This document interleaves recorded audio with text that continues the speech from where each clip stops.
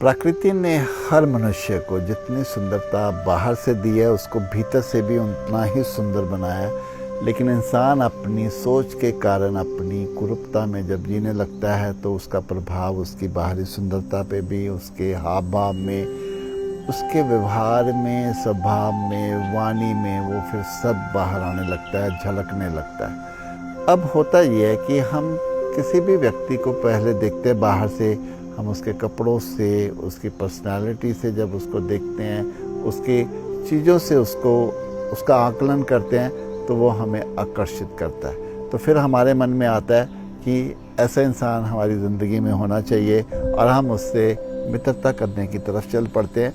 लेकिन अगर वो भीतर से कुरूप होता है, बुरी आदतों का शिकार होता है, विकारों में डूबा होता है, तो वो अपने विकार, बुरी आदतें हमें भी ट्रांसफ़र कर जाता है और हम भी एक भीतर से कुरूप होने लगते हैं, उसके जैसा बनने लगते हैं। अब मैं यहाँ कह सकता हूँ कि सिर्फ सुंदरता पे आकर्षित होकर उस व्यक्ति का साथ हो जाना ये नहीं चाहिए जीवन में। सबसे पहले उसका आकलन होना चाहिए कि ये व्यक्ति भीतर से कैसा है। वैसे भी अगर हम प्रकृति के नियम को देखें, बाहर की पर्सनैलिटी कितनी भी ज़्यादा अच्छी क्यों ना हो, कितनी भी आकर्षित क्यों ना हो, लेकिन समय के साथ साथ एक समय आता है जब बाहर की पर्सनैलिटी ख़त्म हो जाती है तो व्यक्ति की जो भीतरी सुंदरता है जब वो बरकरार रहती है तो वो व्यक्ति, हर व्यक्ति को अच्छा लगता है, हर कोई उसकी कंपनी में आना चाहता है।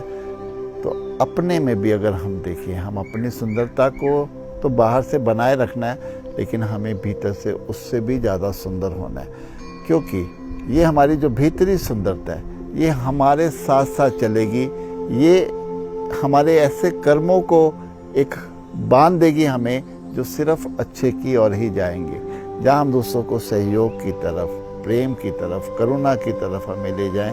वो तभी होगा जब हम अपनी भीतरी सुंदरता पर ज़्यादा ध्यान देंगे।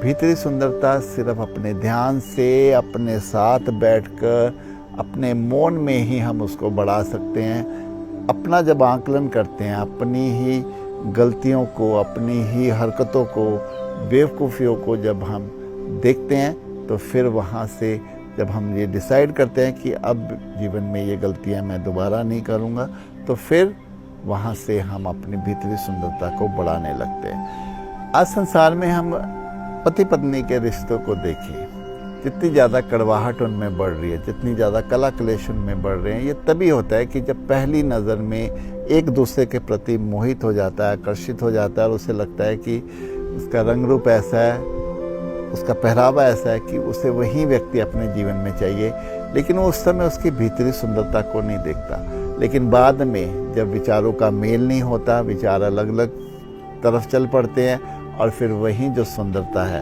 वो खटकने लगती है।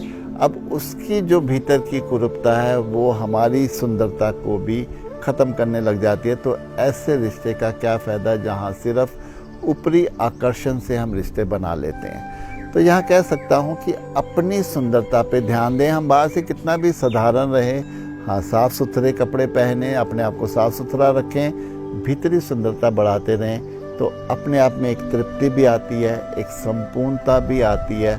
और फिर अध्यात्म भी हमें यही कहता है कि हमें चकाचौंध से दूर रहकर जितना हो सके अपनी भीतरी सुंदरता को बढ़ाते चले जाएं, और फिर यही सुंदरता हमारे जीवन को, जो भीतरी सुंदरता है, यही हमारे बाहरी जीवन को भी पार लगा देती है।